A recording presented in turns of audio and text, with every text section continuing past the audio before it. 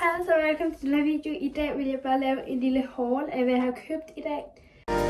No matter where you're living, no matter what you're giving, it's no matter what you're saying, cause we're doing it all the same. No matter where you are, where you're coming from, put your hand on your heart, don't wait. Yeah, you know that I, we, me, us, we're doing it all the same.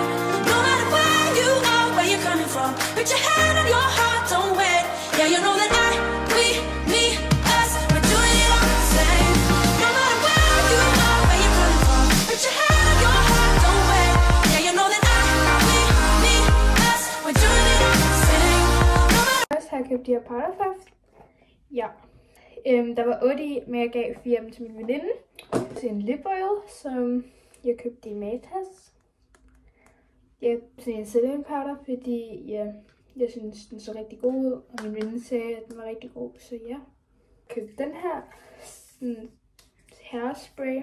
Det er bare så, at jeg kan holde mit hår i skruen, fordi det kan jeg aldrig, fordi det ligner lort, hver gang jeg kommer over i skruen, fordi jeg cykler. Så den er jo meget god at have. Sidst købte jeg noget slik, som jeg allerede spiste. Og så købte jeg også en McFlurry til mig og en til min veninde. Men den ene var gratis, fordi det var sådan et tilbud, jeg havde på min McDonald's app. Ja, og det er den her lip oil, som jeg købte i Matas til 26 kroner. Så yes. Den synes jeg faktisk er mega god. Og jeg tager mine briller af, så jeg kan prøve den her hårspray. Okay. Den er god. Jeg synes selv, den er god.